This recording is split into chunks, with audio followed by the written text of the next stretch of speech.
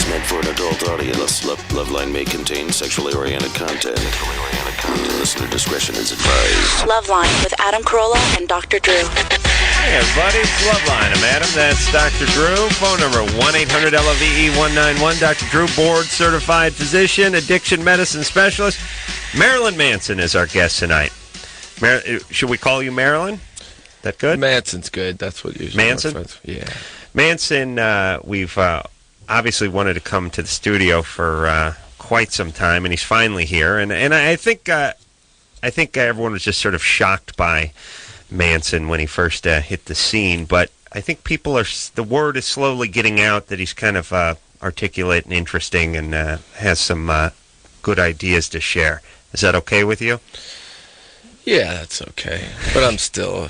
Yeah, I mean, no, I have problems. But... Yeah, no, you want to kill. There's no doubt. I don't want to kill, but you know. Main, but what I'm saying is that, I mean, people saw like Bowling for Columbine, which I'm sure Drew didn't see because it would have been something that I saw that you saw, in which case impossible. You could join in a conversation that related to it, and that's a mathematical impossibility. Bowling for Concubines?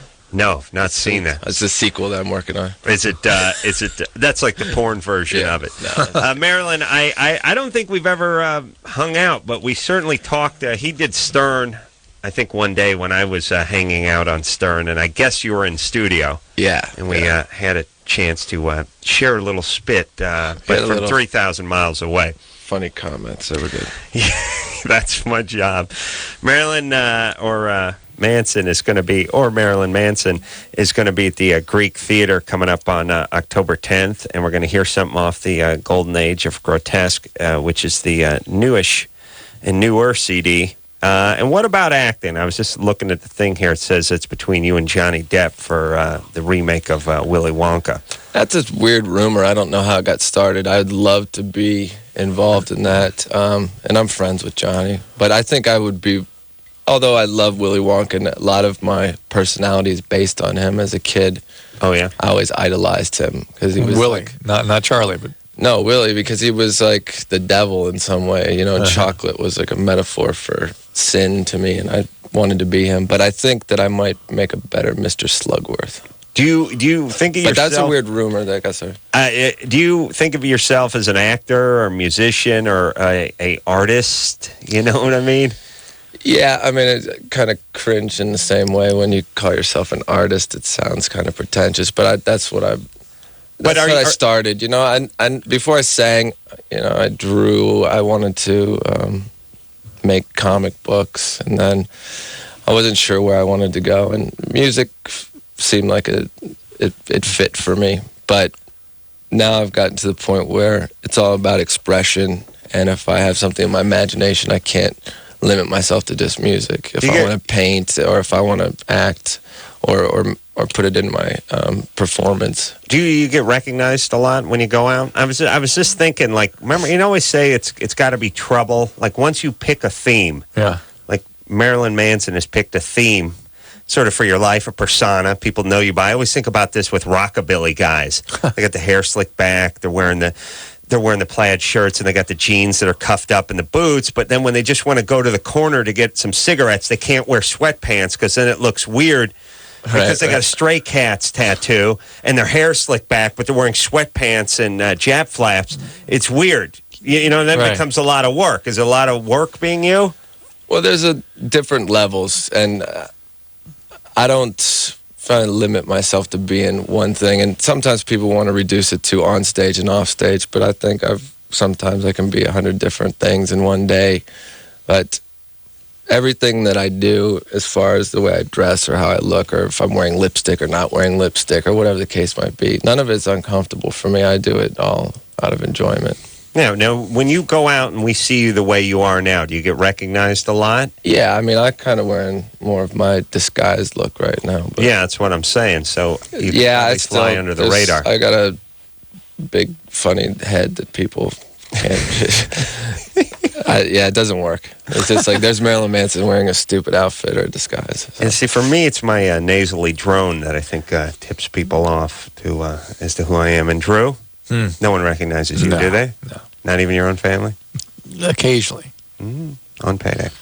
Marilyn Manson in studio tonight. We'll hear something off the new CD, and we'll go to the phones. We'll take some calls. Well, you know how the show goes, right, Manson? Yeah. Sean? Yeah. 17? Yes. What's up? I would just like to say to Marilyn Manson that you are pretty much the only person that have made me realize that it's okay to be me, and it's okay to wear the clothes that I wear, and it's okay to feel the feelings that I feel. Uh-oh. Well, what happened? That's flattering that you give me credit for it, but I think you probably deserve the credit yourself. I mean, what kind of feelings are you feeling? What kind of clothes you wearing? Well, I started getting into the goth scene, but it's more about my self-expression, and I express myself through film and through acting. All right. Mm-hmm. For me, it's napping and beating off, but I mean, we all pick have your own ways. We have our canvas. Every artist has a different canvas. I think it's good. A lot of people will often criticize music fans, particularly mine, saying that they're, dressing like me or something like that. But I don't look at it that way. I think they're just being creative. And it was the same for me when I found something growing up that I identified with. When you start dressing a certain way, that's just the beginning of you finding your element, where you're going to go. Who did you copy for the beat-off nap? I studied. You pioneered it? I studied dogs during the summer. Okay. I just saw them lying around on the porch. And when you realized you couldn't lick your penis, you came up with the next best alternative. Yeah, that's what I studied. That's good. Yeah, a couple of them were dead. I didn't even know it. I was wondering why they hadn't moved the whole summer. Think how you've taken that persona on. I It's wonderful. wonderful. I know. See, You've Marilyn, done a great study. You have maybe the fascination with morbidity, but for me, I'm the real McCoy. I'm actually home waiting to die almost every night watching TiVo. You see what I'm saying? I mean, I don't. I thought you were going to say you had a fascination with sex, because I was going to argue that I have more of one. No, you do. but see, people would think like between me and Marilyn Manson, well, Marilyn Manson would win hands down on his fascination of death and was it morbidity? What would you call it? He is. If it makes you feel any better, if I was you, I'd want to die too. Thank you. Right. See. He's tuned to this stuff. See, you're closer to death. I don't want to die. I'm just waiting to die, which is different. You see what I'm saying? Yeah, there we go. I don't want to do anything in the meantime. There's death is here. I'm here. I'd like to make that chasm unscathed. You masturbate repeatedly, and I don't count that. See, what I do is I do everything that would put you there and make your body a place where germs don't want to live. Mm-hmm. That's how I stay healthy. You feel yourself full. Scare the ass out of the bacteria. Yeah. And what about androgyny? Do you feel androgynous at all?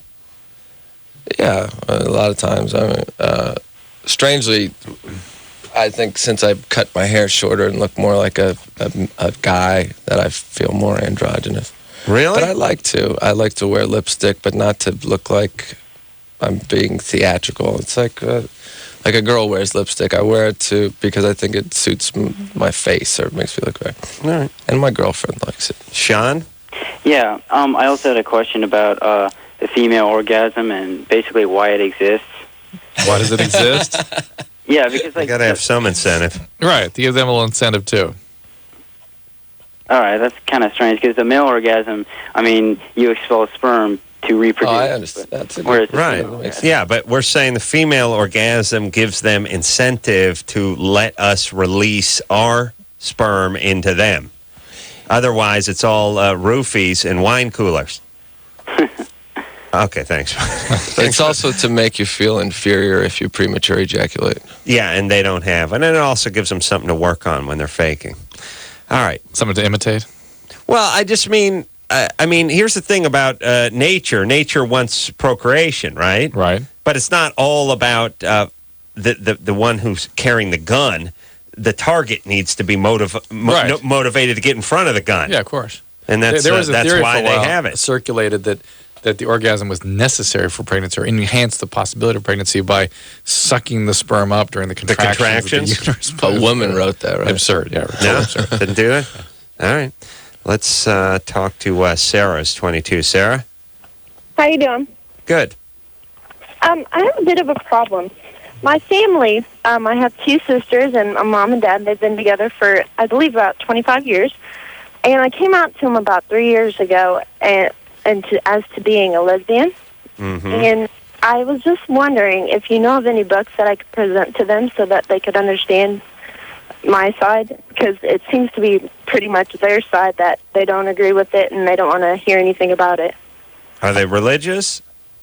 Actually, my dad, for the longest time, to my knowledge, didn't even believe in God, but all of a sudden he believes in God, and they don't attend church regularly, but, on Christmas, Easter, and stuff like that.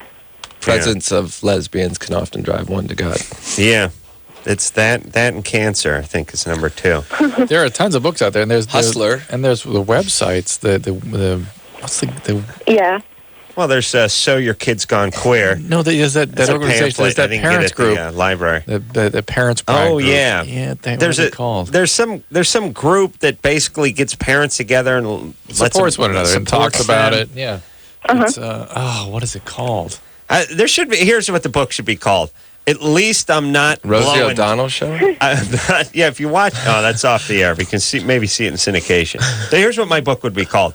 At least your daughter's not blowing some dude. You know what I mean? I mean, think about like Drew, if you're like freaked out. Let's just say you're freaked. You're the last dude you'll ever blow. You have a daughter, right? Yeah. I think the dad may have gone to church to thank God that she's a lesbian. You cringe a little bit when you think about what guys may be soiling her and married a bizarre sexual You're not worried about ways, her. right? You're worried about the guys. You don't trust the guys. Right. You don't like the guys. Right. You're thinking about date rapes. You're thinking about bad boyfriends. You're thinking about all the stuff you did when you were 17, 18, 19, right? Mm-hmm. Can I ask a question, Sarah? Yeah.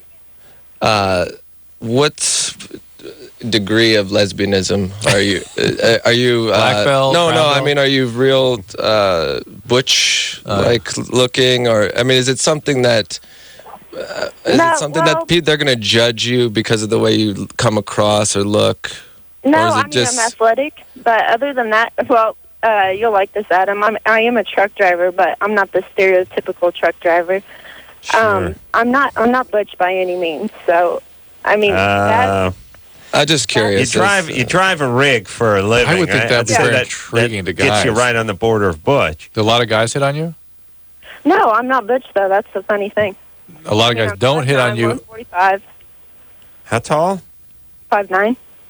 Okay, but here's the part. You're athletic and you drive a truck for a living. Uh-huh. That's butch and butch. Well, so far. Yeah. I mean, you drive a pink truck and you look like Penelope Pitstop, or how does it work? Are you the more masculine one in your relationship? Yeah. Yeah. Why does there have to be a dude? And how come with dudes there has to be a chick? No, but to take the symbolic role of the male. With the lesbian experiences I've personally encountered, the girls were both very feminine. Oh, really? When you say encountered, what do you mean by that? You mean been involved, been sandwiched between? Well, I have an interesting home life. See, that's smart. But see, those aren't real lesbians. Those are sort of bisexual chicks in the same room with a rock star willing to, bend their proclivities just a little bit. You see, that's not a real lesbian. That's not a truck driving lesbian. Card carrying. Yes. Sarah. Yeah. Are you mad at your dad? At my dad? No, not at all. You love your dad? Do you still have sex with your girlfriend? Yeah. Well, she's actually in Australia, but when she gets back. What's she doing there? Pardon me? What's she doing there? She's studying. How long is she going to be there for? Till January. All right. Listen, Sarah, your parents will get over it. What can I say? Oh, yeah. Yeah, I think so too. It just that's what all parents do. They have a horrible time, and then 6 months from now they end up befriending your lesbian partner, and they like her more, and they like you, and then you call back, and that's your next problem. Somebody needs to call us and tell us the name of that organization. Yeah, I can't think of the name of it either, but it's some sort of support group. Yeah, it's got a nice, cute name. It might have the name like Rainbow. Flag, something like that. Flag. You mean, it's like an acronym? Yeah. I'm not Friends of gays. Maybe it's FAG. Oh, okay. Hey, listen, I got to put out a plea real quick, and I hope you're listening, screeners. Good Morning America is looking for some people to talk to who've gotten addicted to drugs or who use drugs that they order across the internet. I'm trying to be willing to go on TV and talk about that. If you want to call in, tell the screeners that you're the one, and I'll have Good Morning America call you if you want to do something like that. All right. We're going to do a call, but... and I'd be interested in talking to them on the air, too, to see... 6 is what I had it up there in the first place for. Oh, 6. But I'm interested in talking to people on the air, too, who get drugs on the internet, because that's becoming a really, really easy... Really? One of my staff today... What can I get? One of my staff members today said that she just was curious if she could do it, and was within 3 minutes, could order hundreds of Vicodin, hundreds of Soma. Really? Hundreds of Ambien. Ambien. That's my thing. But I want to get some Ludes, too. What's the site? Yeah, there's lots of. This one was an American one. A doctor actually set it up in America, but there's ones from Turkey and Australia, all over the place. Canada. All right, want to get some Valium, some Ludes, and some Ambien. All right, good times. I'll work that out. Let's talk to Will, who's on line 6. Will, hello. You're 18. Yep. What's up? Me and my girlfriend, we've been together for like 9 months, and I've been kind of wanting to do a threesome with her. But she's kind of conservative and stuff. Mm-hmm. How dare she? Yeah. So I was wondering, so what's the best way to go through? You got to start a band, right, Marilyn? Yeah. That works, that right? definitely helps. She doesn't want to do it. Sure, movie. She hasn't said this. I haven't even asked her yet. All right. Well, she won't want to do it, Well, and it will destroy your relationship. How do you know she doesn't want to do it if you haven't asked her? No, I was just wondering what's the best way to like bring it up to her. Let me give you a word of advice. This is from personal experience. There's a line that you can't cross when you do get involved in one of those. What is it, the anal? Line? I'm not sure, but I crossed the line at one point, and I won't mention any names, but I got punched in the face. Well, no, because she's going to get jealous of the other girl. Absolutely. And there are heavy feelings will emerge that no one can predict. Were the lines laid out before you started getting it on? There was no lines. Yeah. And it was in another country, too, so, it's very vague. It was unspoken, but okay, so let me think. Now, here may be one of the things, ironically. Oh, but you know what? There was 3 girls, I'm sorry. 3 girls and you? Yeah. And one of them was your girlfriend? That's an Amsterdam move. Oh. Sweden. Wow. Yeah. Wow. Just think. Oh my God. Well, but but they'll get the girlfriend will freak. Yeah, but is the line? And let me try to figure out what this. There it is. P flag. Imagine. Well, just think of it this way: if you were having a threesome with another guy, how you'd feel, because that's probably how she's gonna feel.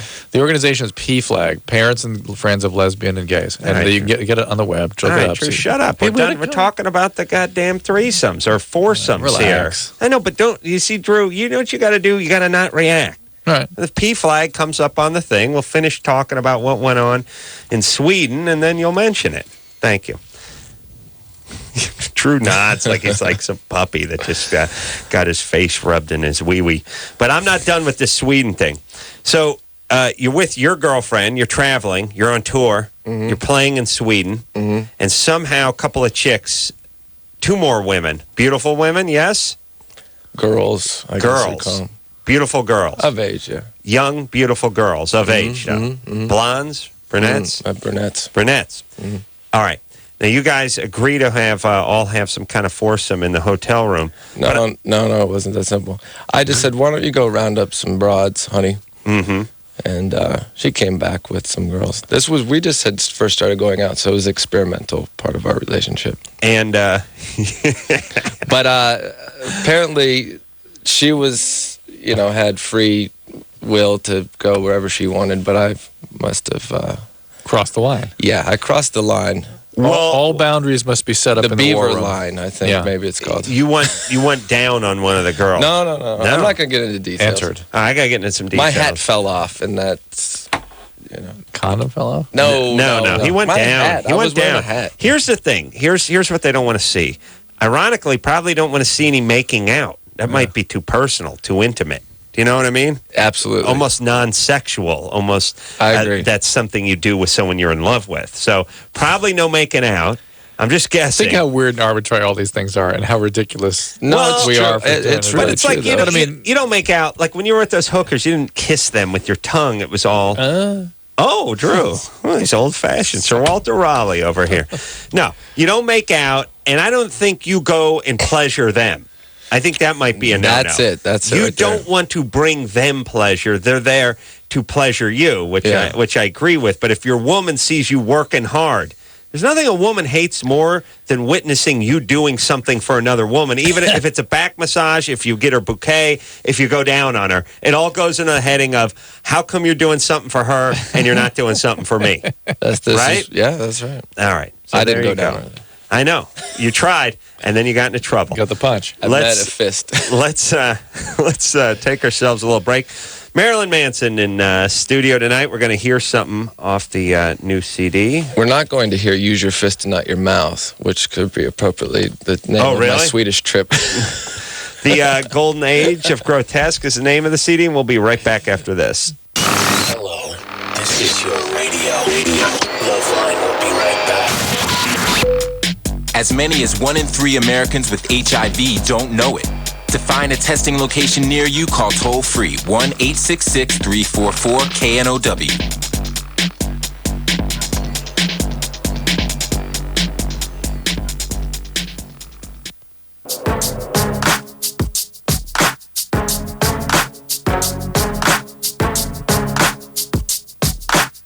Hey, everybody, it's LoveLine. I'm Adam. That's Dr. Drew. Phone number 1-800-LOVE-191. Sarah Silverman in here tomorrow night. Marilyn Manson in here tonight, or to his friends, Manson. The Golden Age of Grotesque is the name of the CD. He just, we'll hear something off that. He just presented us with a little present. Actually, I should say me with a little present because I'm taking that home with me, Drew. I figured. How do you say that? Absinthe? Yeah, it's Absinthe. And this is would you call it a liqueur? Yeah. And it basically it's been around for a few million years, but I think it's having a little resurgence.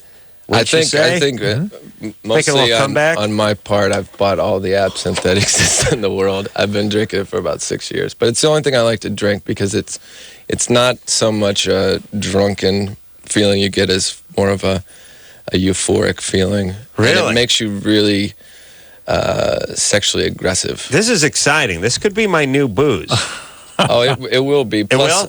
I probably technically suffer from absinthism, which is you become very addicted to it. Oh, you do. It's very addicting. More so than now. If you weren't more so than regular alcohol, really. But it has an allure to it because it's the drink of all of the artists over the years, and right. Yeah, you could be very productive. Well, you can't do anything when you're drunk on vodka or something like that. But when you drink absinthe, you get very creative. Well, I mean, I pee out my window and I shadow box in the mirror, but it doesn't really it's not really that productive when I'm drunk.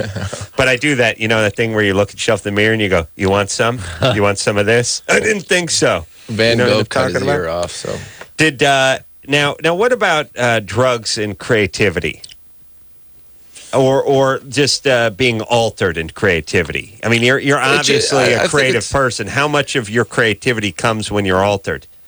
It's more about the experiences that you have that altered. Inspire. Because a lot of times when you're manipulated by different things, you can't function. But absinthe is somewhat productive in that way. But and it makes you have really vivid, strange dreams, which I really like. It's going to be good for me tonight, Drew. Now, how do you drink it? Do you put it in a shot glass? You just put it in a brandy snifter? I'll show you. Heroin spoon here. You put... you can put sugar in, but that's kind of for first-timers. It comes with, some sort of strainer, too. What is that? Well, you put a sugar cube on the spoon, and you set it on fire, and it melts in it. It's just supposed to make it taste sweeter, but you mix it with water. Water? And if it turns white and milky, then it's real absinthe. If it's not, then it's fake. And where do you get it? Just get it at any You any can liquor get store? it in Europe. No, this is kind of the legal American version, but you can. It originated in France, I think, but the only people who have made the traditional is kind of in Spain and in Prague and places like that. All right, I'm going to get into this. Yeah, I think you may have to leave early. Yeah, listen, no problem. I'm dying to try this stuff. All right, let's. What are we going to do? Let's take a call and then do the song. Yeah, take a call. We'll do a song. Do all that. Amber, Hello. You're 22. Yes, I am. You have a question for Manson? Yeah, but before I get to that, I came up with a way for you to cut your toenails without having the clippings go everywhere. Oh, somebody sent me a toenail clipper that had a hopper in it that caught whatever toenail clippings came off. Somebody invented this. You have another idea, though, Amber? I am awesome at inventing things that already exist. Yeah. Yeah. Well, it's very simple. All you need to do is take your pillow up on the mattress, or put it up against your headboard, then sit on your bed vertical to the pillow and put your toes about maybe 2 to 3 inches away from the pillow. And then when you cut your nails, the pillow will deflect the nails back down onto the bed. Adam cannot do anything that requires 2 steps, let alone 5 steps. You're talking to a guy who took a dump in a shower because he was too lazy to climb out, take a dump, and get back into the shower. I pee in hotel rooms a lot of times if I'm hungover and I don't feel like walking to the bathroom. Listen, this guy never makes it to the toilet. He goes to the sink. Well, I was in the sink. Your sink guy? Yeah. See, I see great minds, Drew. You understand? I don't use the bathroom in my dressing rooms either. He just pees on the floor. My territory. Yeah, you just whiz all over the floor? Yeah. See, but it sucks when I come home after tour because then I still smell. Forget and I. Right. No. You're in the mode of urinating. On the floor. Right. Adam, so good. There's the Corolla method. He had a nice sort of low, thin window that throw open. Just turn to the right and pee out the window. I whiz out the window too when I'm at home. But the gardener started getting mad actually because it smelled like a big urine dump in the side of the house. So, hey, Amber. Yeah. Well, you have a question for Manson? My question to Manson is, I heard that actually you had 2 ribs removed so you could suck in your own penis. Is that true? And if so, why? That's one of the oldest rumors. That one's up there with that I was Paul from the Wonder Years. But I think that rumor got started because I wear corsets.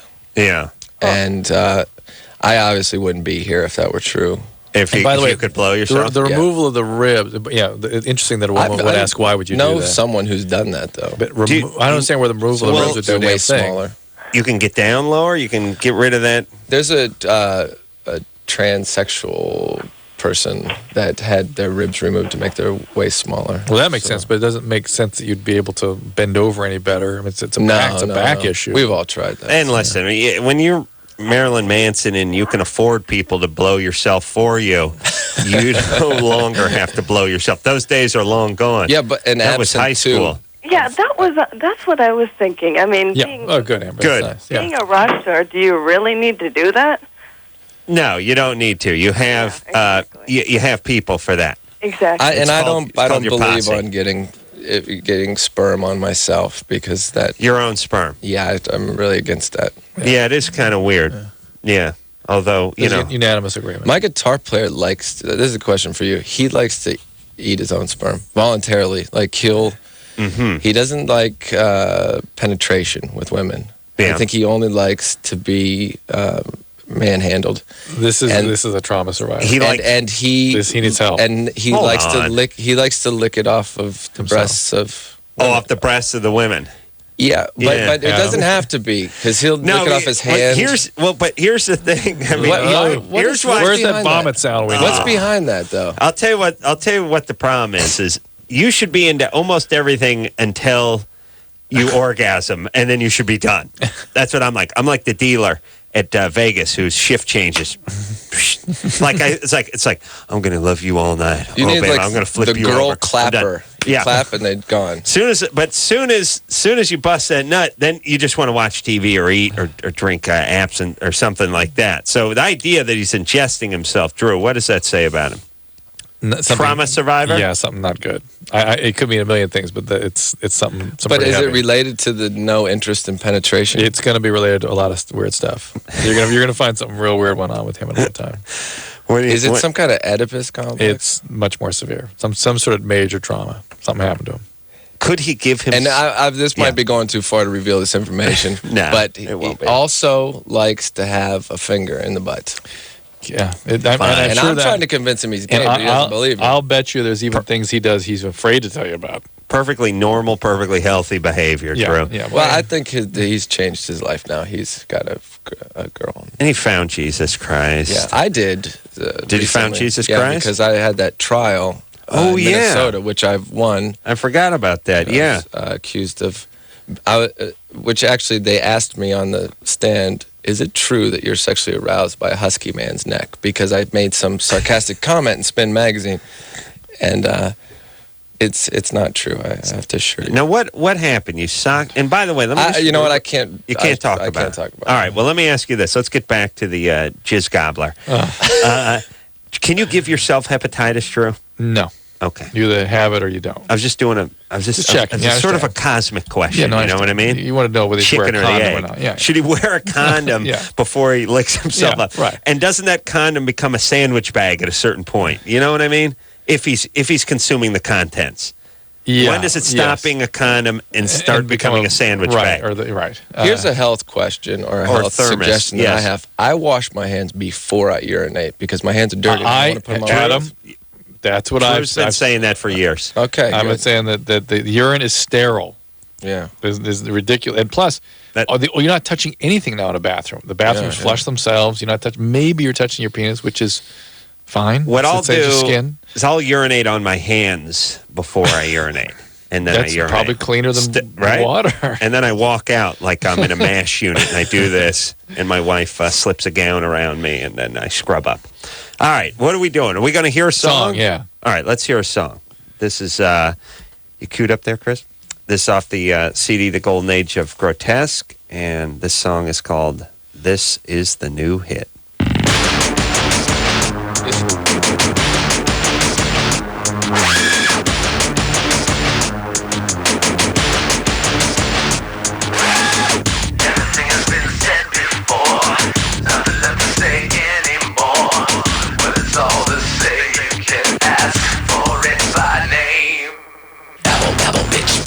Rebel, party, sex, and don't forget the violence, blah, blah, blah. Got your lovey-dovey, sad and lonely, stick your stupid slogan and everybody sing along. Babble, bitch, rebel, party, sex, and don't forget the violence, blah, blah, blah. Got your lovey-dovey, sad and lonely, stick your stupid slogan and everybody sing. Are you ready?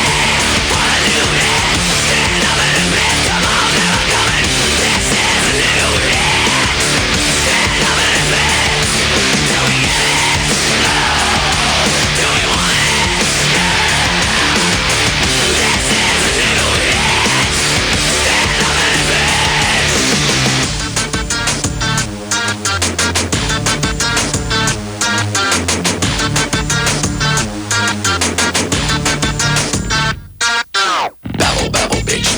Rebel, party, sex, and don't forget the violence, blah, blah, blah. Got your lovey-dovey, sad and lonely, stick your stupid slogan in, everybody sing along.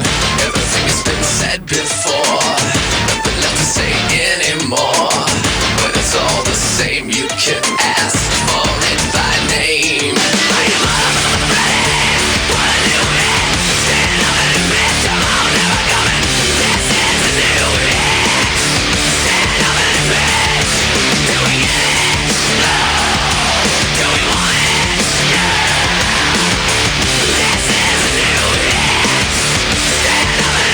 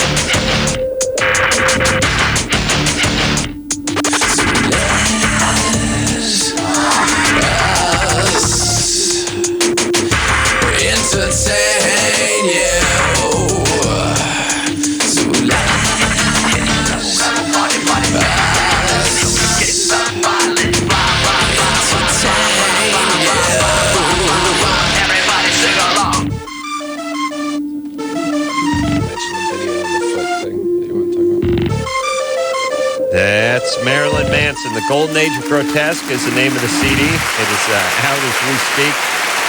Marilyn and the rest of the Manson family can be seen over at the Greek Theater on the 10th of this month. That's, what the hell are we? The 10th of October? That's Friday. It's Friday. Yeah. Oh, really? We're there already? Isn't that crazy? I'm unveiling some new... What the weather would hold I'm unveiling some new elements. Because Yeah. we did the Ozfest tour, obviously. Right. And I have some contortionist dancer girls on stage with these seemingly nude prosthetic outfits that are Did you causing problems. But I have a mechanical girl. The bottom half is completely real, and the top half you can control. Really? It's every man's fantasy. Did you were you into the Tubes growing up? Remember them? I'm completely into the song from Xanadu where the Tubes change off with the swing band.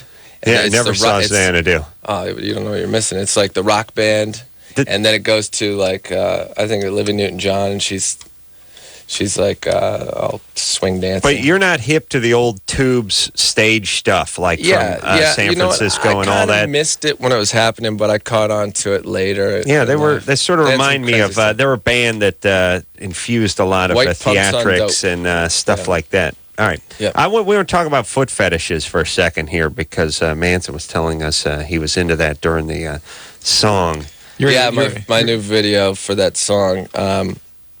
There's some scenes where I have a sucking on feet. How much into feet are you? Well, I'm not into all feet. I'm into my girlfriend's feet. You're into bobby socks. Is that what you said? No, stockings. Stockings. I have such an extreme stocking fetish that I've liked to wear stockings, but especially the skin tone. Do you have a sense of where that came from? Where you associate that with sexuality? Because we can't. I kind of talked about it a little bit when I wrote my book because I had figured out for myself. But my grandfather, who was a real strange pervert, he was a winemaker. No. He was. He had dildos and all kinds of stuff. Really, your grandfather? He was a truck driver. So your dad's dad?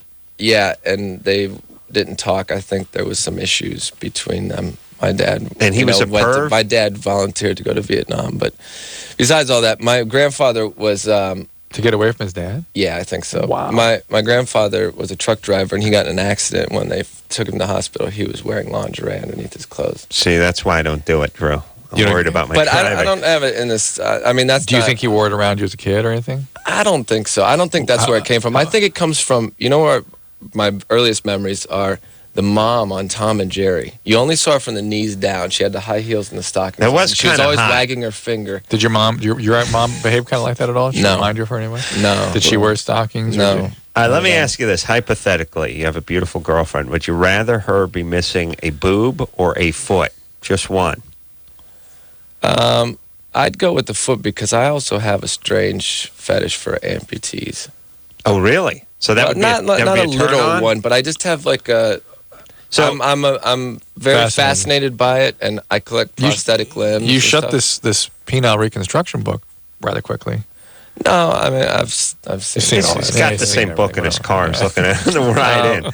Well, wait a minute. So you would rather your girlfriend be missing a foot than missing a boob?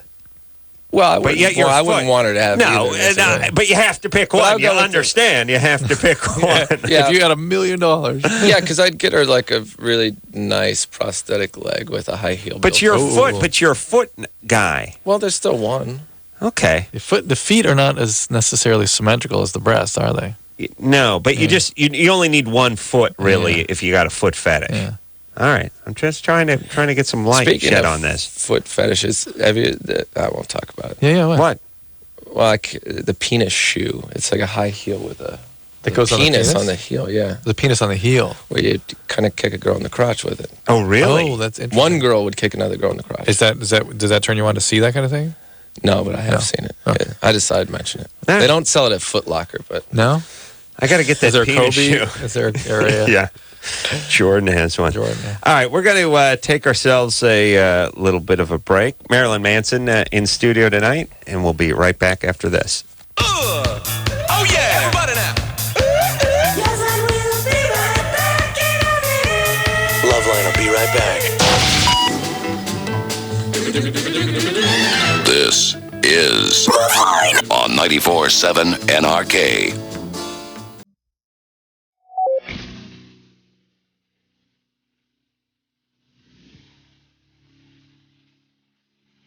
There, buddy. It's LoveLine. I'm Adam. That's Dr. Drew. Phone number 1-800-LOVE-191. Marilyn Manson is here. The Golden Age of Grotesque is the name of the CD.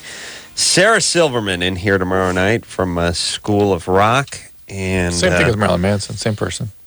She's probably filthier, really. I saw her at a comedy thing of something. Who's her boyfriend? Jimmy Kimmel. That's right. Oh, obviously. Yeah, I did the Jimmy Kimmel show. That's right. I was actually talking to them about you today, and I think they want you to... I told Monica Lewinsky that I would like to, you-know-what, on her dress, and she was not happy about it at all. I said it on the air. Monica Lewinsky is one of these people... Hey, here's what's going on, and you tell me if you agree or disagree. It seems like a lot of people are arriving in the same destination, which is on camera, money in their pocket, on a network or what have you, selling records, doing something. Some people are there because they paid their dues, and other people are there because the president beat off on them. But here's the thing. Once you're there, they don't seem to know the difference between who got here in legitimate ways. I mean, who came up the hard way, who paid their dues, and who happened to be at the right place at the right or wrong time. And that's the reason.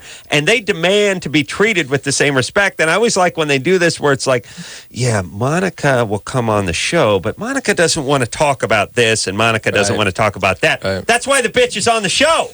That's the only reason she's there in the first place, is because she was basically a hamper for Clinton to jizz on.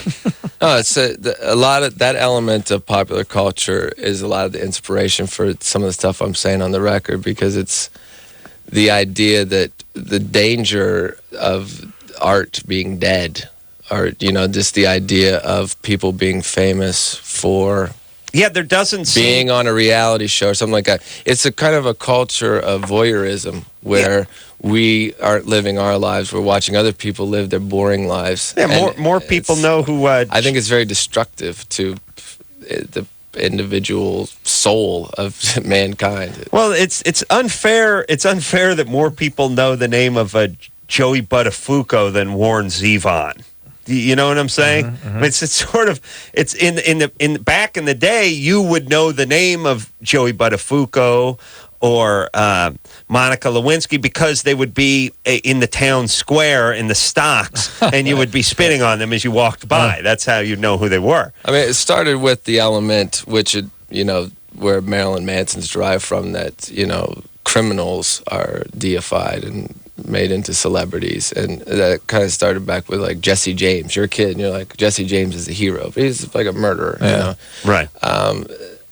And then now it's turned into something worse. It's worse than Andy Warhol's 15 Minutes of Fame, and and then it goes into another direction with the internet, where everybody's got their own web page and everybody's got their opinion, and it's a strange time we're in, where I think that that's why I've kind of really gone over the top and asserted myself to push for more creativity. Well, and pretty soon we're going to have more people on stage than are in the audience. Do you know what I'm saying? And everyone's going to be shouting over each other. It's very interesting. Thank you, buddy. Yeah. That was powerful, profound, right? Profound. Yes. Profound? Mm-hmm. All right. It could have been the absinthe talking. Oh, that's right. I took a little tip. It's really nice. It's got a nice NyQuil kind of vibe to it. I didn't put water in it. No. You put water in it? Yeah. Well, I'm a man. I didn't drink it straight. All right. Moonshine or something. Let's put a little dash in the bottom there. It turns white. All right. Let's talk it's to... milky. Thank you. John? Yes. Oh, yeah. You're 25? That's correct. What's up? I was calling because I was actually addicted for a while to medicine that I was purchasing over the internet on online pharmacies. Uh-huh. From this country or offshore? Some from within the States and some from overseas. Wow. Well, I just put that plea out to see if people were interested in going on Good Morning America and talking about it. Is that something you'd be interested in doing? Yeah, I suppose so. All right, why don't you hold on? When are you going? I'm not necessarily going to do the piece. They'd asked me to put a plea out because I think Why? You're not their bitch. Listen, it's an interesting topic. It's an interesting topic. It's interesting. It's interesting if you're going on it. Well, you know what's It's not interesting? Well, maybe I will. I don't know. But for God's sakes, here's what's happening to me in my world. All of a sudden, like within 2 weeks, I run a large addiction recovery program. A lot of my patients, like all of them, are suddenly telling stories and talking about how they get the stuff off the internet like crazy. Well, how does it work So legally? easy. Because it's out of the country? There's like no way they can control for it. It just comes in the mail. Boom, there it is. I know, Pow. but it's the same way they control kiddie porn, which is they go on the websites, they find out who's distributing it, and they bust it. I don't think it's against the law. Well, it's not against the law. Don't you have to have prescriptions for prescription drugs? For pharmacies and drugs in this country, yeah. Well, you said a lot of people are getting it from this country, too, but Mexico's the ones that great. get it from this country are doctors that apparently the doctor calls back, or a nurse does, and takes the medical history and then goes, okay, here's your Ambien. Right. So it's a scam. Let's get something going for me, would you, Drew? So I don't have to get on the internet. We got to take a break. Oh, we do? Yeah. All right. Marilyn Manson in studio tonight. We'll take a quick break. We'll be right back after this. All right, guys, here's the deal. Looking to hook up? Call the Dateline. Sick of wasting time with the wrong person? Call the Dateline. One call's all you need to make. Call the Dateline. 1-877-889-DATE. You know what I'm saying out there? Adam and Dr. Drew will be right back on LoveLine. LoveLine on 94.7 NRK. We'll be right back in a minute.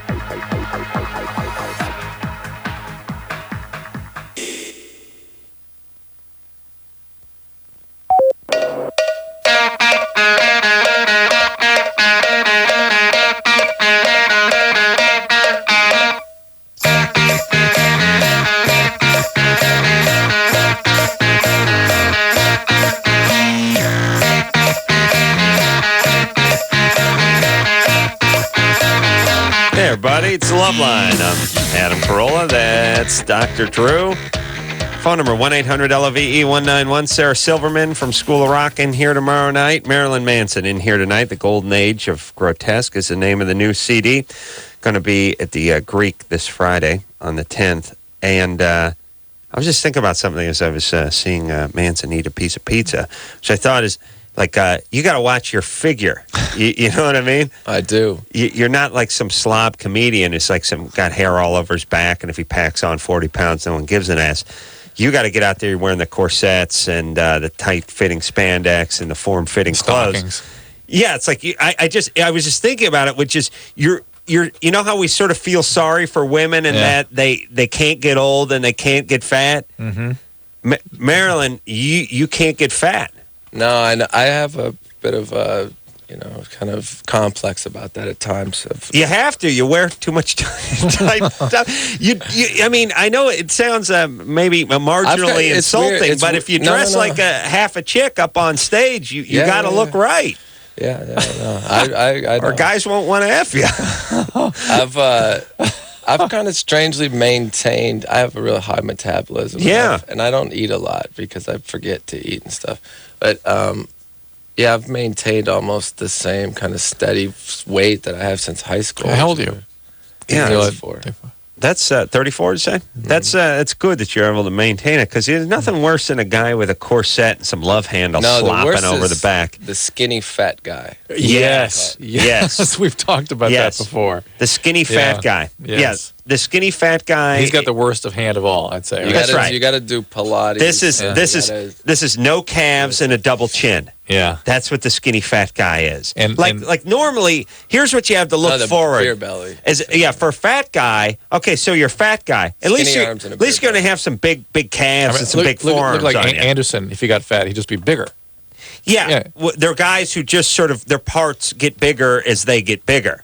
Always hated those guys, and then there are guys who just get the love handles, the double chin, and the arms. The worst, not even the love, but just like a layer of fat. Right. Yeah, it's just all over in their fingers. Right. You want to know a skinny fat guy? Tim, what's his name from Son of the Beach? The lead from Son of the Beach. I can think of Tim's last name, but he was on the show. I know. He's a skinny fat guy. Yeah. He's it's sort of another word for skinny fat guy is sort of skinny sloppy. Or doughy. Yes, you're doughy. You're not exactly fat. You're skinny and soft. which is a bad combo. Now you're like a small car that gets horrible mileage. Stop pointing at Marilyn Manson and saying you. Oh, one would be. Yeah, I have a complex. He already said he's sensitive to this stuff. Yes, no, I have that too. If I put weight on, I put weight on my head and my love handles. I still got the skinny arms. Yeah. You know what I'm saying? Yeah. It's a bad combo. I've been putting it on. My genitals have gotten fatter over the I got my sack, not my penis. Yeah, your sack is just like the left side of my sack is kind it's of like larger. accumulating an anvil in there or something. One side. How do you know this? One side. He shows it to you. How do you know this? We've been traveling a lot. Now, come on. One side of my sack. Here's what I put weight on: love handles, chin, and my left nad. Those are my weight places. All right. I know. You want to know what's a great? I'll tell you the best combo for putting on weight and putting on size is the Samoans. Oh yeah. They pack the weight on their calves, get bigger. Yeah. They pack the weight on their forearms, get bigger. They just wear start, diapers, They though. just start getting huskier and huskier. Yeah. You know. Don't say husky in front of me. You know how I feel about that. You know, you're not into that. All right. So anyway, you have to keep your girlish figure in order to get in those crazy outfits, right? I'm doing my best. I like to keep that deathbed look. That is he ill? Right. That's my look. That's good. Well, you need to not go out in the sun too much. Don't exercise. I exercise too much. No, just well, you can walk and do some cardio stuff. I but no exercise pumping my iron. liver a lot. Right. My tongue. Right. And it's important to have sort of a negative attitude. Are you? What about religion? Atheist? I wouldn't say atheist. I mean, I went to a Christian school as a kid. You did. That traumatized me. I kind of got kicked out because I put a dildo in my Bible teacher's desk because she was the bane of my existence. Were you an extrovert? No. You're withdrawn. I felt like I did not fit in at all. But I tried to fit in.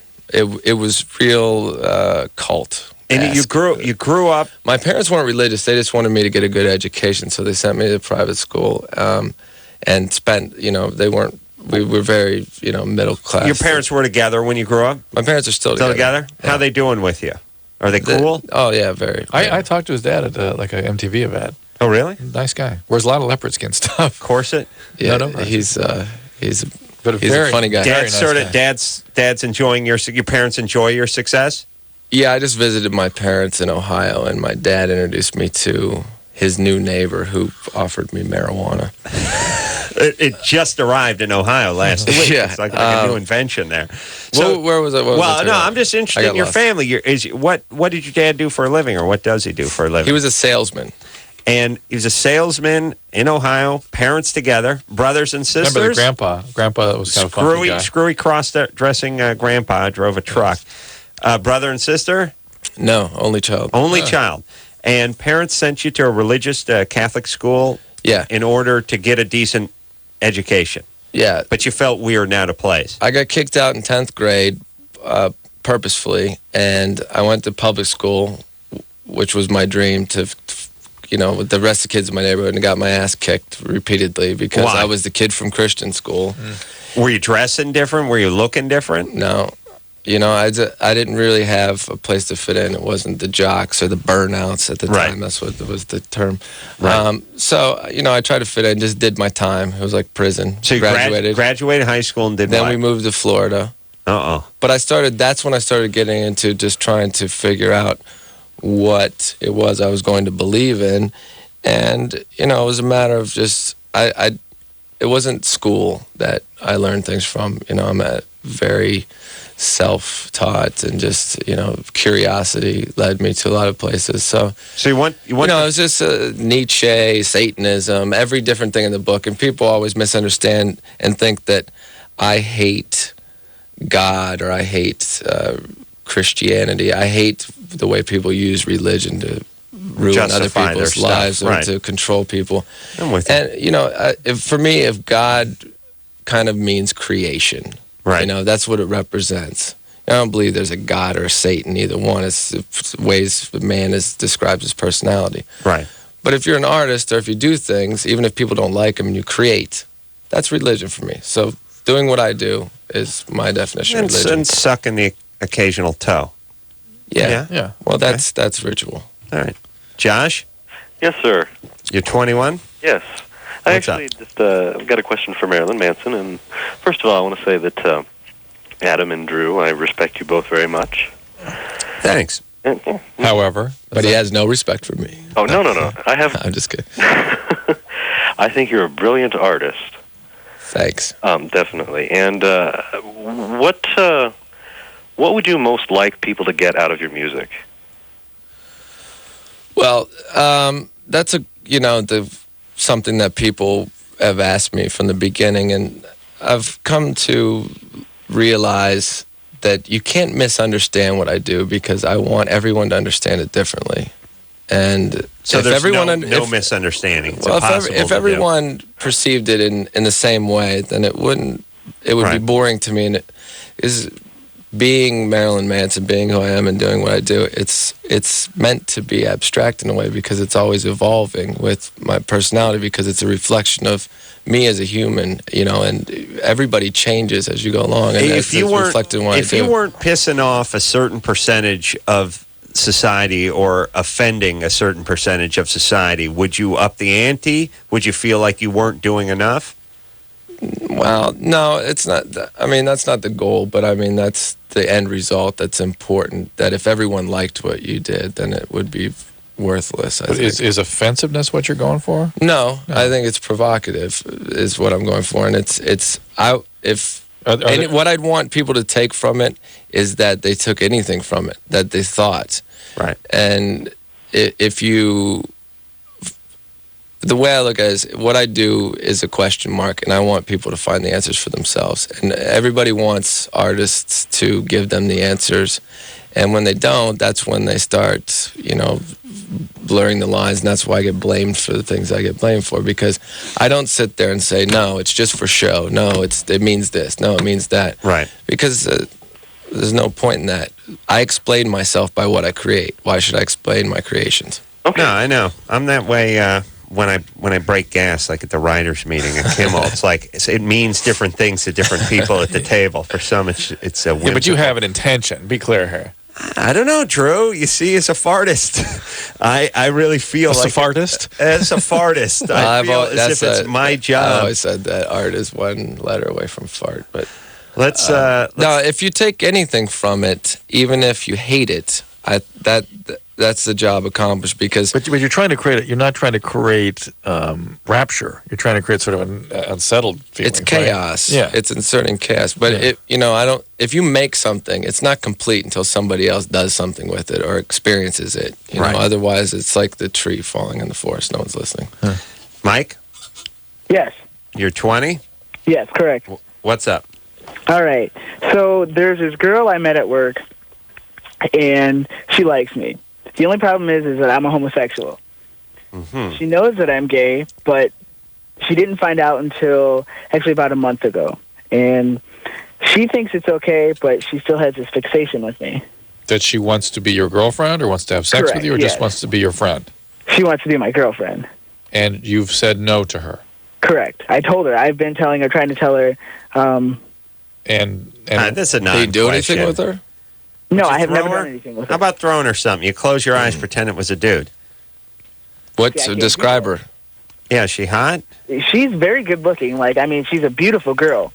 Yeah. But I've tried to tell her, and it's like it's not going through to her that I don't like her that way.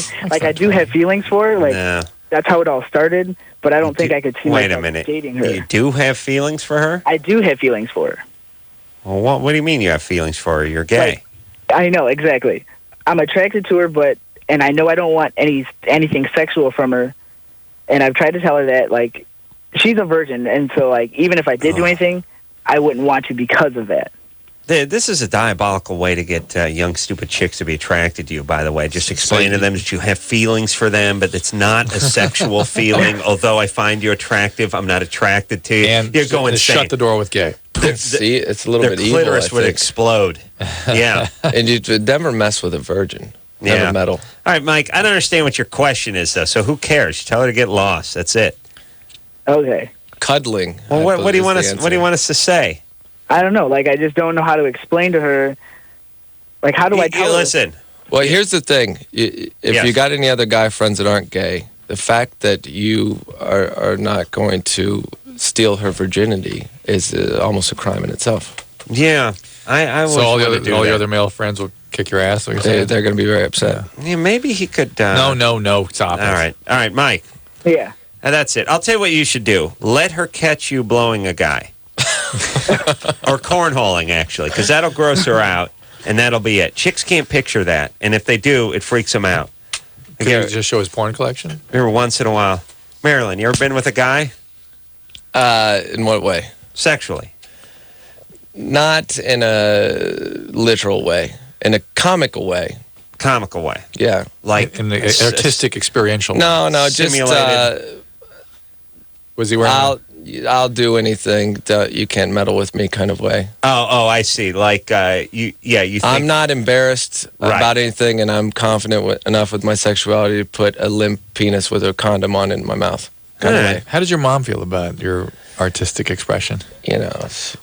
She had a stroke yet, or is she okay? It was more just a bet, Drew. That wasn't that. I'm just thinking of Mom. Poor Mom. What about poor Mom? The guy's making millions of dollars a year. He's probably bought a Mercedes by now. She's all right with everything that I do, actually, because my mom loved Elvis as a kid. They almost named me Elvis, and she, this is her way of vicariously having her own Elvis. Yeah. Do you throw him a few bucks? Oh, I support my parents because they're both retired, but not any kind of pension, so I take care of my parents. Yeah, well, there you go. Yeah, what are they going to do? Kill the goose that sucks a golden egg? What are you going to do? Yeah, what are you going to do? And listen, I'm not so sure the limp penis with the condom in the mouth is gay. As long as I don't get an erection, I'm straight. There's rules. I put them in my book. Right. Okay. And if you get sperm on you, you're screwed for life. Yeah, but if you... It turns you... It's like the Wicked Witch with water. You turn into something. Yeah, all right. Yeah, I see it too. All right. I mean, screwed in the sense that you're going to be gay. Not that... I'm going to do that disclaimer. It's okay if you're gay. I hate when people do that on your show. It's okay when they go, if you're I gay. don't care if someone's gay. Right. But everyone always does that disclaimer. Which one? Where they're like, where they say, well, it doesn't matter if you're gay. Or they're like doing that... The PC stuff, thing. Yeah. I mean, I hate that PC everyone crap, knows if you've had a limp penis with a condom on it, you don't care if someone's gay. Right. So I don't have to do a disclaimer. Right. But by the way, that is not gay. No, it's not gay the at all. penis is limp, Drew. No. You see what I'm saying? I'm taking notes. Now, what about a sack in a Ziploc bag? No sacks. What do you mean, sack in a Ziploc bag? I don't even like sack and put it in a Ziploc bag, and Manson put it in his mouth. Would that be gay? I don't think that'd be gay. Not for me, it wouldn't.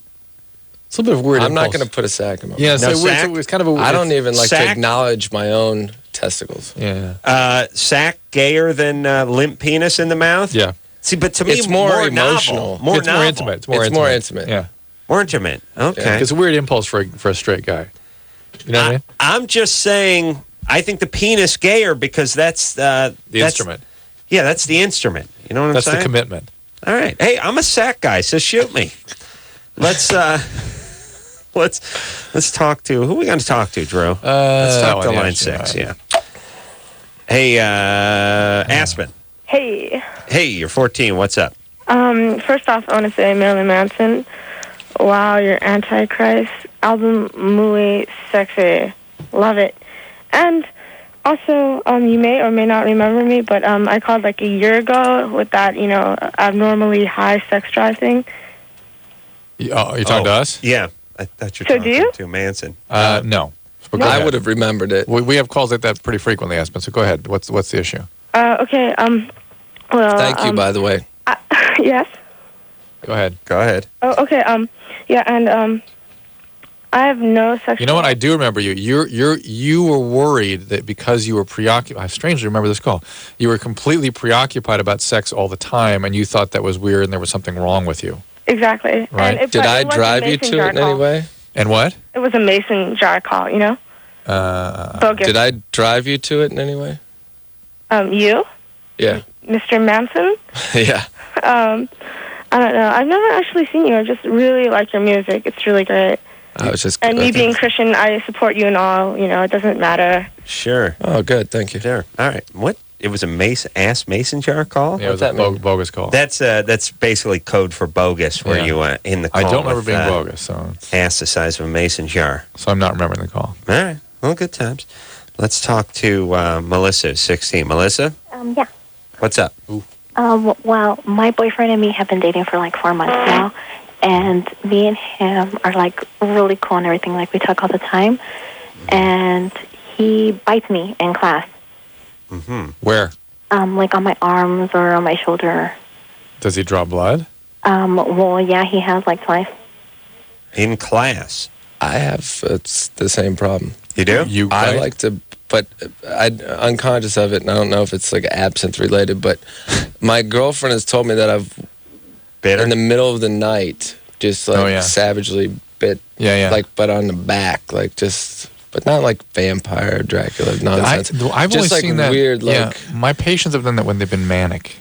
You ever get real manic where you don't sleep at all and you're hyperverbal and it's every day. Yeah. Really? But there appears to be really get into that mode where you're way out. It's just weird because I've always been like that. I used to bite my own hand. Well, that biting is a form of aggression. It's just it's an expression. It's a very, very aggressive expression, an oral aggressive impulse. Is he just being funny, your boyfriend? I don't know, because the thing is, I was playing around with him one time, and I bit him, and he bit me back, and since then he's been biting me. But the thing is, he bit me once on my hand, and he actually left me a scar there, and I had a bruise, and it didn't go away for like a month and a half.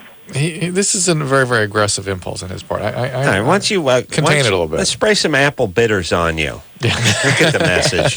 You treat yourself like a pet who's chewing his own ass. Wear a garlic necklace. But I'm interested in your biting thing, because I've only seen a couple of cases that I'm not sure that my sort of impressions are accurate, but were you really sort of super manic, and that it was at a time when you were ultra sped up and not sleeping and that kind of stuff? No, I don't know. Hard? It was just like something like, you don't remember sleepwalking. No, I know, but I absolutely understand what you're saying. But the only times I've seen it, the pattern I've seen is when people are in a sort of a manic phase. They're like working excessively. And I mean, I'm always not. I mean, there's not a time when I'm not working. But was this an extra high phase? You remember? I'm not sure. It's kind of constant. I mean, but it's not.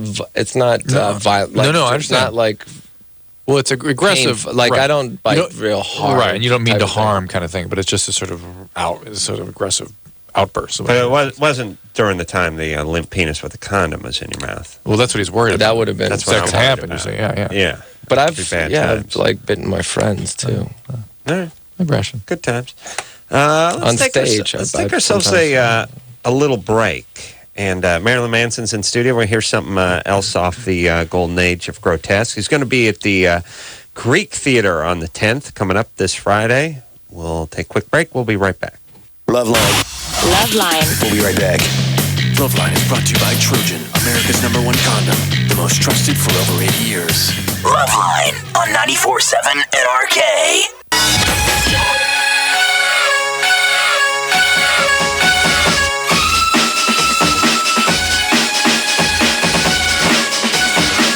Hey, everybody. It's LoveLine. I'm Adam. That's Dr. Drew.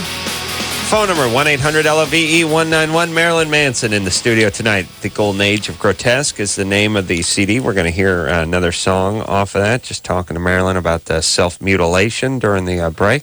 Hey, good times, Drew, Bad times. Marilyn, but you don't do it anymore. No, I don't really know what stopped it, but it was just a strange time. It was definitely not something for entertainment that I was trying to entertain people. When did you start doing it? Cutting on yourself, in other words. I used to do it when I was in high school, and that's why I got tattoos in part on my arms, because I had a bunch of scars. Were you dissociating then the way you would on stage? No. Or were you trying to get a feeling from it? I think I was trying to get a feeling from it then. But on stage, I never felt it until later, when I would wake up in the middle of the night in some really bad Holiday Inn, stuck to the bed sheets, covered in blood. And it was the difference between my personality now and then is I was very nihilistic. I wanted things to come to an end. But now I have still not an optimistic outlook. It's like things are going to end, so let's make today as great as it can be. Things for you or for society or for? More for me, because I used to kind of project my existence on the rest of the world in some ways, and now it's destructive, but it's more of celebration of let's make today as great as it can be. Do you know any idea what turned it around? Maybe it was just changing people around me in my life. You know, when I changed, I've changed a lot of things in my life. I've changed, relationships in my band, in my personal life, and. Well, how many years did you have of self-mutilation? I'm gonna guess like maybe 6 or 7. Drew, maybe I just ran out of space. I mean, don't I you have just covered in scars? As you get older, you do a little less effing and a little less fighting and a little less slashing on yourself. Aggressive impulses diminish. Yeah, it wasn't that kind of thing, because then I got into a really awful relationship a couple years back, and I drank a lot, too much, in a very destructive way. Were you cutting then too, or then? No, the but I took over? Might as well have been, because I was, just killing You're myself. kind of describing these sort of manic episodes, and in a manic episode, people will do these very impulsive things, and sort of part of the whole manic outburst. And cutting can be one of those things. Yeah. Right. And people don't feel it. Hey, but good times. But a lot of my fans ask me about that, or I see that a lot, and I've never wanted people to imitate that or idolize it, but I definitely can relate to them on that, and if it's any kind of hopeful comment that it can. If I could offer a couple of explanations on why people do that and whether or not you did it this reason or not. One is people are in a lot of emotional distress and sort of have nothing else at their disposal to help them regulate their feelings, and this gives them something. It's sort of a desperate attempt to try to feel better. Yeah. Sometimes it's a dissociative episode where they're sort of in this sort of fugue state, and as part of it, kind of an aggressive self-mutilation sort of impulse takes over, sort of a self-aggression. And as I said, it can be also part of the whole manic outburst where you're just ripping everything apart and pow, here it comes. Well, it's also hurting yourself before someone hurts you, right? I mean, I don't oversimplify it, but if there's abuse in the past, don't people? They don't say that, though. They say that who about does the cutting on themselves. It's usually people that have dissociative kinds of experiences, but not people that were abused physically, sexually, or whatever. No specific pattern. No. I think the dissociative makes sense to me. Sherry? Yeah? What's up? You're 18. Yeah. I don't know. I've been kind of getting into stuff that I shouldn't really do, I guess. Mm-hmm. I don't know. And I was just wondering, is it considered adultery if you have a threesome with a married couple or something like that? Only if you go down on the dude, right? Only if you go down Manson, on the is that what we're talking about? Well, adultery, you have to be married to commit adultery, right? But she wants to go down. She wants to be in with a married It might be couple. adultery for them. Yeah, it's them. You're participating in an adulterous act. We're betting on this one. All right. You have any money, Manson? You got a buck? We're betting on her past. What do you got? You got anything good over there? You got nothing? I got absinthe. I got $5. All right, Drew. He'll put a cap of absinthe on there. All right. How old are they? They're about 23, 24. Ooh.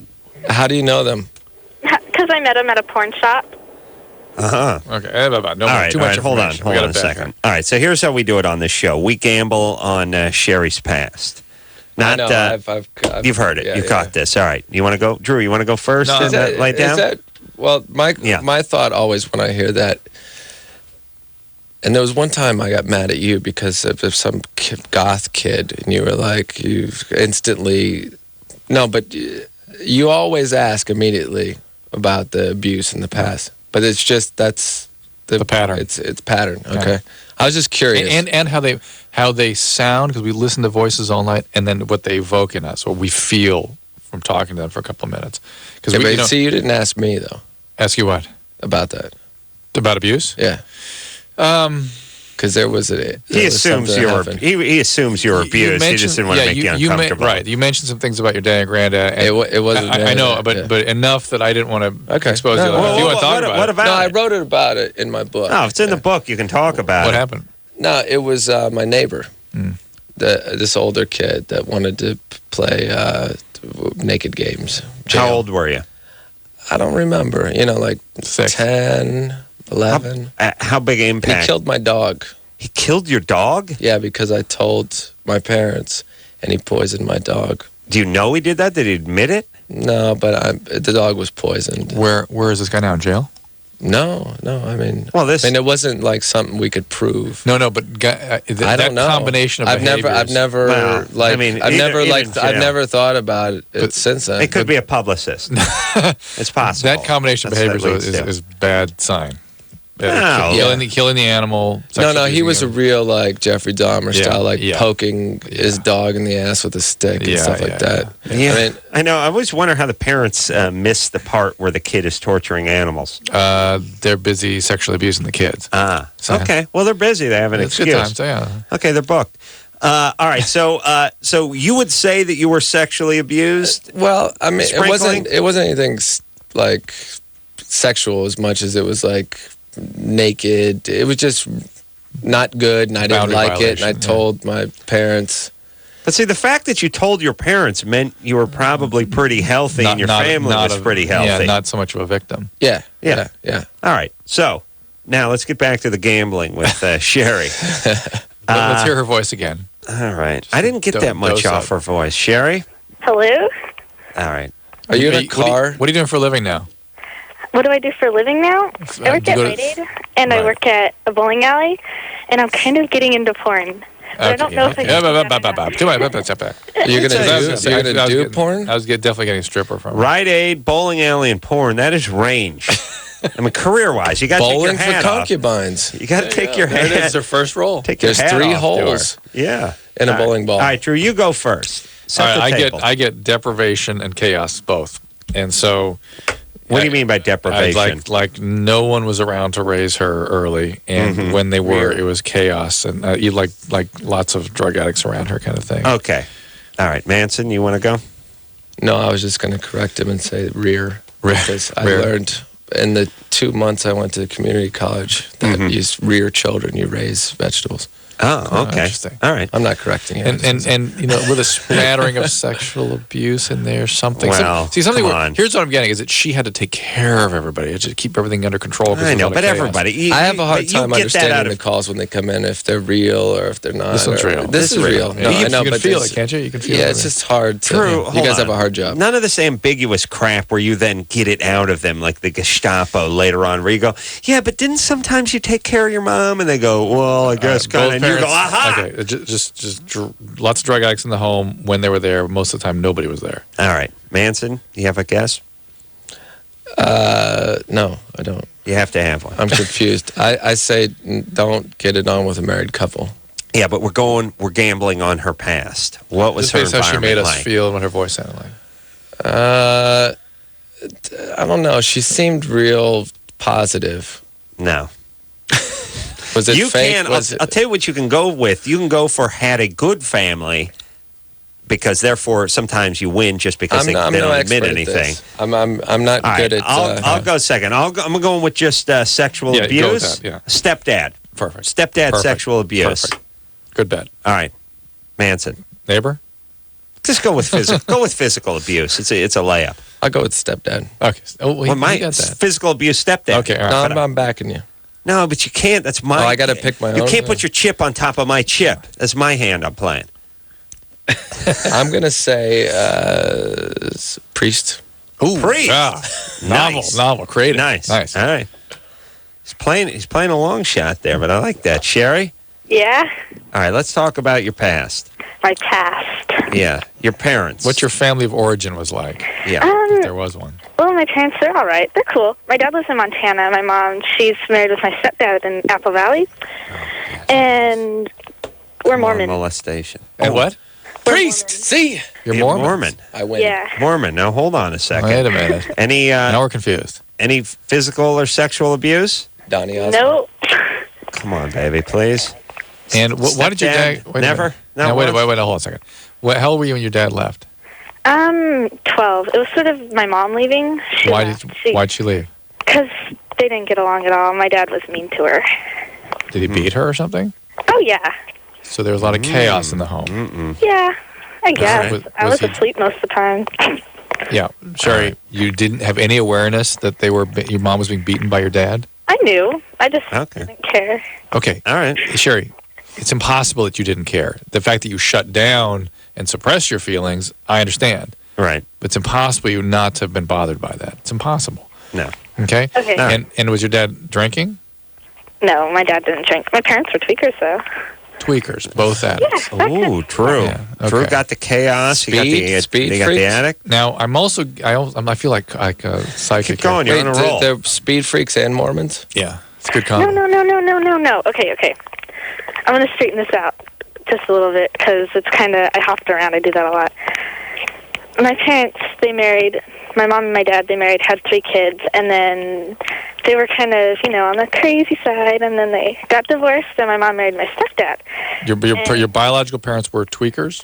Yeah, They were speed addicts. I guess. I didn't know what they did. I didn't care. I was like, that's your stuff. Yeah, Sherry, this whole not caring stuff, that's so much BS. That's the part you got to drop, okay? All right, I'll drop that for you. All right, thank you. Don't trip. I'm not tripping. I just like to talk to the real person here, not the person that's pretending to be something that she's not. Okay. Okay. All right. Okay. All right. Well, anyway. And I know that false self we're talking to is always happy and whatever, and that's the one that wants to go into porn. Yeah. Because you're disconnected from the real feelings. That's the one I'm going to beat off to. No, because it's a lot of money. I know, sure. I know that's on the surface the reason, but the disconnect from the real self is really the problem here. All right, well, all right. So your biological parents were speed addicts, and there was violence, which is part of being a speed addict. And then your mom found another man. What happened with that? He's really cool. I love them. And so that's been more settled. Yeah. Okay. I get the sense, though, that you early on, when your parents were tweakers, even before they started getting all the violence and stuff, they left you alone a lot. They kind of took turns. Watching you? Yeah, it was sort of a shift thing. All right. A duty? Well, listen, Drew, you won the bet. And when did you lose your virginity? I lost it in January. January of 93? January of 2003. She was 8. Really? Yeah, I didn't get the sexual abuse. I know, part but then. you took all the drugs and the physical abuse and the chaos. What was I left with? Had nothing to work with. Don't forget the Mormons. And the Mormons. Because I said priest. But you said a priest molested her, though, and that didn't happen. No, I didn't say molester, but I just heard threw molester. the priest in there. Yeah, nice. Good time. All right. Everybody's a winner but Listen, me. you're going to have to deal more realistically with the baggage you carry around from this very chaotic and disturbing past. And it's not. I don't see her doing that. That happy face you put on is so far away from some of your real feelings. And listen, it's going to come back and get But you. here's the thing, too. You're a cute girl, right, Sherry? Yeah. And you're 18, and you're in demand, and you know it, and you never have to get right. You can be an F up for another 15 years, and then you got to get right. But by then, you've had a horrible 15 years, even though you thought it was going to be good. Guys paying attention to you, people want to pay you money so you can have sex and they can film it. You can do that, but it's a bad road. Well, it's not that I want to do it. It's just something to do right now, so that way I can think about what I want to do later on. You don't recover from porn. Yeah, did you hear she heard none of what you said. Yeah, all right. Nothing. Sherry, just do what you got to do. Don't get pregnant. I don't want you effing up any more kids, all right? Safe sex or no sex. Don't even trip. All right. What'd you say? Safe sex or no sex? Oh, okay. Yeah, we're not tripping, right, Sherry. Don't worry. All right. See, it's real. We run into this every night, which is if she's cute and she's 18, got a vagina, and she's got a vagina, and she doesn't even really need a vagina. That's a very aggressive word. Vagina. It's part of her body. She's if she's got all those things, she's not going to get any help. I mean, society won't lead her to help. She won't. She has doesn't too have many to. gratifying alternatives, right? That make her feel good in the moment. That keep her away from these very painful things that she's because of the show Extreme Dating with Julie and Barbie. Right. That's where Julie's got a little history. We're not going to talk about that. All Manson had was like a broken bottle and a black and white TV set, so he had to create and a cross-dressing grandfather. Right. Oh my God, I couldn't imagine that. I have an impulse to cut right now. All right. I do too, but it's wind. It's not my skin. We're going to take a quick break. Marilyn Manson in studio tonight. We'll be right back after this. LoveLine will be right back. LoveLine. LoveLine. LoveLine. LoveLine. on 94.7 NRK.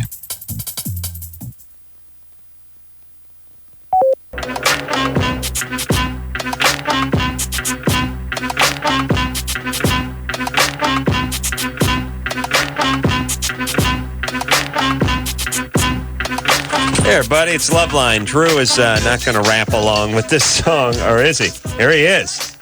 Choose my kisser. Yeah. My kisser, IZ. That's right. My kisser. What's a kisser? It's always like my Zoom. It's like my Zoom. My Z. My Zoom, Zoom, Z. You got a future. Yeah. I'm telling you. Yeah. You got a future, buddy. Dr. Drew, you've already got like the rap name. It's like one letter off of Dr. Dre. Marilyn Manson is in studio tonight. The Golden Age of Grotesque is the name of the CD. We have a song to play that we've been so... Which one has been authorized? We've been falling in love. Ain't? Ain't. Hold the S because I am an ain't. Let's do it. All right. Let's hear it. You want to take a call and then hear it? Or let's hear it and then we'll take some calls. Yeah. All right. Here you go. This is an emotional relationship song. With the sarcastic.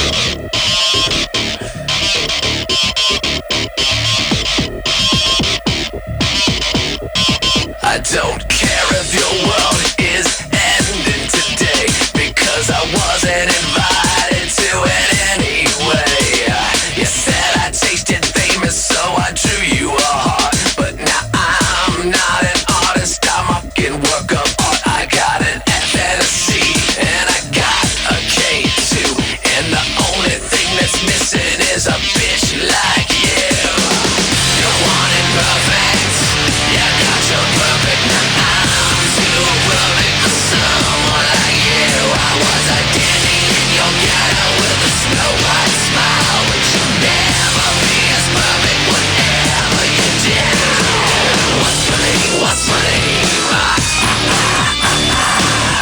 Hold the S because I emanate. What's my name? What's my name? Hold the S because I emanate.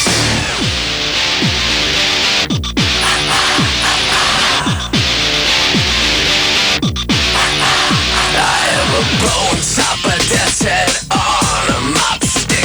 You infected me, took diamonds, I took all your shit. Your sell-by date expired, so you had to be sold. I'm a suffer genius and bear the sex symbol. You wanted perfect, you got your perfect. Now I'm too perfect for someone like you. I was a dandy in your ghetto with a snow white smile, but you'll never be as perfect whatever you do. What's my name? What's my name? Hold the S because I emanate. What's my name? What's my name? Hold the S because I emanate.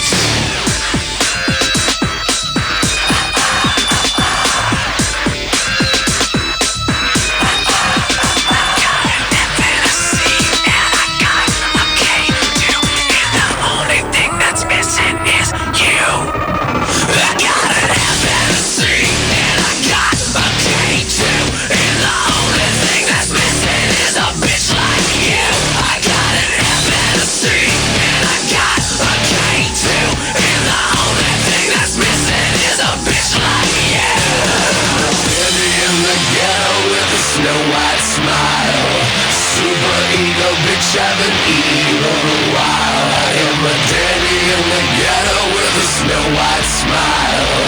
Super ego, bitch, I've been evil a while. What's my name? What's my name? Hold the S because I emanate. What's my name? What's my name?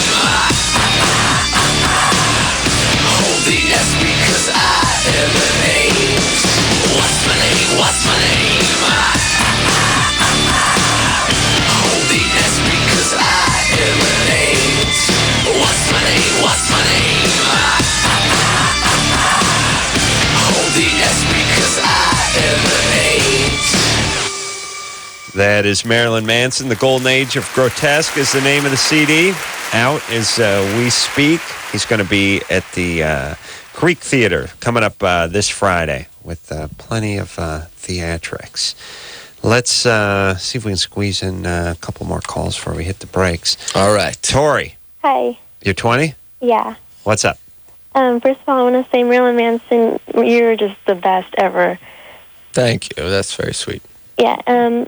My question is, I've been with my boyfriend for almost a year now, and things have just gone really bad between us, and just the romance has died, and I want to know if you had any suggestions of how we can pick something up. What's the problem in the relationship? Whose end of the romance is dead, yours or his? I guess it's a little on both of our part. Why? What's happening? He works nights, and I work during the day, so we don't spend much time together. Do you live together? No. Yeah, this thing's run its course. Yeah, why don't you just kind of let it go? Well, it's really hard because we start fighting a lot lately, and I don't know.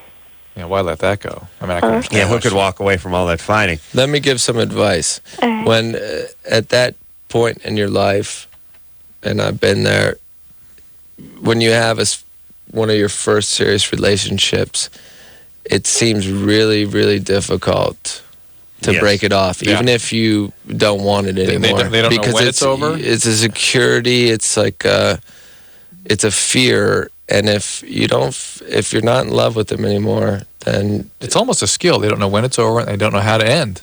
Because you haven't done it before. They've never done it before, exactly. Yeah. They don't know how to perceive that it's over, and they don't know how to pull the trigger and put it out of its misery. But on the other hand, you do spend your whole life, when you're younger, you're much more that way. Like you're saying, you're graduating high school, and you're like, a year's a long time. I'm going to come back next year, and I'm going to visit all you guys again, and all that stuff, and it never happens. Right. And as you get older, you just realize it's much easier to kiss people off. Because sometimes you feel like you've invested a year, and it's everything. You can't see the future without it. Your whole self in the moment is invested and tied up. I've been there, and if you don't feel it, go away.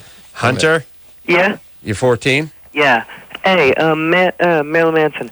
I got Golden Age, not Golden Age, I got some Mechanical Animals, and I was looking through the pamphlet, and I noticed that there's like these hidden messages underneath the whole the lyrics. Right. And there's all this stuff that says, this keeps talking about Coma White, and there's a website, and I went there, and it doesn't exist. So I want to know what it means. Well, it did exist for a while, but the point of it was, the record is about what people expected from me and what was going on in my personal life, and half the songs are sort of a sardonic, sarcastic representation of what people thought that I would become pop music-wise. And the other songs are about how that affected me and how that made me feel emotionally. And Coma White was a metaphor or symbol for what I could rely on or what I depended on. And sometimes it may mean a person, sometimes it may have meant substance, sometimes it meant a lot of things. What's your guitar player ate off the boobs of his girlfriends? Exactly. Coma White. No, for me it was like whatever the thing in your life that you depend on. And, I've switched between if it was drugs or if it was a person or if it was self-destruction. So, all right. Well, Hunter, ask Mr. Al, because we have to take ourselves a little bit of a break. Our last one of the night. A two, a three. Marilyn Manson in studio tonight. We'll take a quick break. We'll be right back. Here it is. Bottom line, it sucks being single today. Tons of lame people and no decent prospects. Call the Dateline. Call the Dateline. Call the Dateline. 1-877-889-DATE. LoveLine. LoveLine will be right back, so get your problems ready. LoveLine on 94.7 NRK is brought to you by Car Toys.